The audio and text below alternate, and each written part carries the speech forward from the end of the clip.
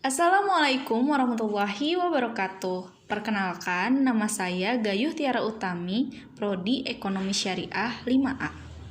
Dalam kesempatan kali ini, saya akan menjelaskan tentang pengertian manajemen zakat dan fungsi manajemen dari mata kuliah manajemen zakat dan wakaf. Yang pertama, pengertian manajemen. Pengertian manajemen menurut ahli, yang pertama adalah menurut Ricky W. Griffin. Pengertian manajemen adalah sebuah proses perencanaan, proses organisasi, proses koordinasi, dan proses kontrol terhadap sumber daya untuk mencapai tujuan dengan efektif dan efisien. Efektif berarti tujuan dapat tercapai sesuai rencana, sedangkan efisien artinya tugas dijalankan dengan benar, terorganisir, dan selesai sesuai jadwal. Menurut Hillman, pengertian manajemen adalah fungsi untuk mencapai suatu tujuan melalui perantara kegiatan orang lain serta mengawasi usaha-usaha setiap individu guna mencapai tujuan yang sama. Selanjutnya, manajemen dalam perspektif Islam.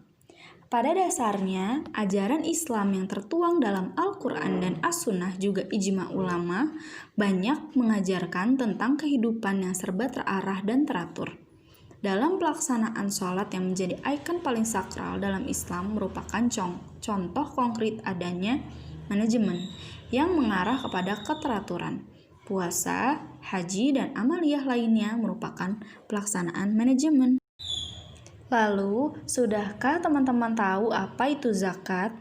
Kata zakat berasal dari bahasa Arab zakata atau zakah yang berarti bersih, suci, subur, berkat, dan berkembang.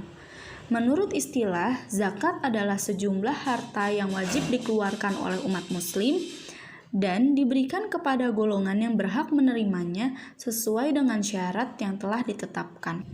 Pengertian zakat tertulis dalam Quran Surah Al-Baqarah ayat 43. A'udzu billahi minasyaitonir rajim. Wa aqimus salata wa atuz zakata warka'u ma'ar raki'in. Artinya, dan dirikanlah salat, tunaikanlah zakat dan rukuklah beserta orang-orang yang ruku. Selanjutnya ada jenis-jenis zakat. Jenis zakat ada dua. Yang pertama adalah zakat fitrah.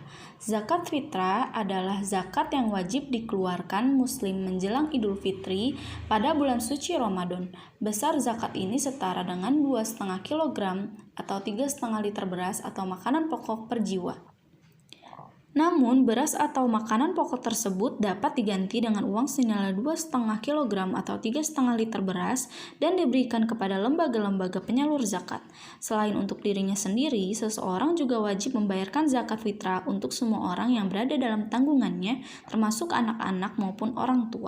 Yang kedua adalah zakat mal atau zakat harta. Zakat yang dikeluarkan seorang muslim yang mencakup hasil perniagaan, pertanian, pertambangan, hasil laut, hasil ternak, harta temuan emas dan perak.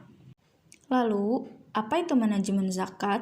Manajemen zakat dapat didefinisikan sebagai proses pencapaian tujuan lembaga zakat dengan atau melalui orang lain, melalui perencanaan, pengorganisasian, pengarahan, dan pengendalian sumber daya organisasi yang efektif dan efisien.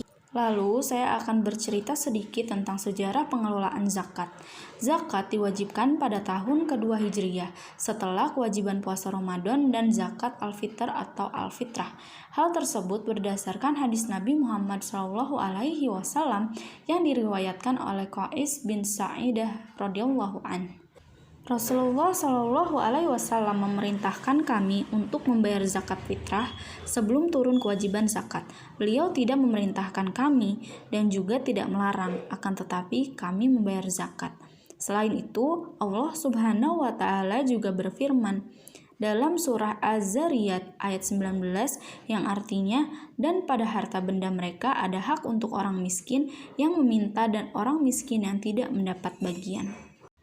Kemudian, sejarah pengelolaan zakat di Indonesia. Sejarah pengelolaan zakat di Indonesia pada masa penjajahan Belanda, pemerintah Hindia Belanda tidak ikut campur dalam pengelolaan zakat dan menyerahkan sepenuhnya kepada umat Islam. Hal tersebut termaktub dalam Ordonansi Pemerintahan Hindia Belanda nomor 6200 tanggal 28 Februari 1905. Lalu, pada pasca kemerdekaan Indonesia, pengelolaan zakat tidak diatur pemerintah, akan tetapi masih dilakukan oleh masyarakat pada tahun 1964. Menteri Agama mengeluarkan PMA atau Peraturan Menteri Agama nomor 4 tahun 1964 tentang pembentukan Badan Amil Zakat dan PMA nomor 5 tahun 1964 tentang pembentukan Baitul Mal. Adapun sekarang Baznas merupakan lembaga yang berwenang melakukan tugas pengelolaan zakat secara nasional. Anggota Baznas berjumlah 11 orang, 8 orang dari unsur masyarakat dan 3 orang dari unsur pemerintah. Persyaratan untuk dapat diangkat sebagai anggota Baznas paling sedikit harus warga negara Indonesia, beragama Islam, bertakwa kepada Allah Subhanahu wa taala, berakhlak mulia, berusia minimal 40 tahun, sehat jasmani dan rohani, tidak menjadi anggota partai politik, memiliki kompetensi di bidang pengelolaan zakat, dan tidak pernah dihukum karena melakukan tindak pidana kejahatan yang diancam dengan pidana penjara paling singkat 5 tahun. Dan yang terakhir adalah fungsi manajemen. Yang pertama adalah planning, kedua organizing, ketiga actuating, dan keempat controlling. Teman-teman pasti sudah tahu dari keempatnya tersebut, dan alhamdulillah itu adalah yang terakhir. Jazakumullahu khairan kasiron kepada teman-teman yang sudah mendengarkan. Semoga ada masukan, ada saran, dan ada pertanyaan, silahkan diajukan. Terima kasih. Wassalamualaikum warahmatullahi wabarakatuh.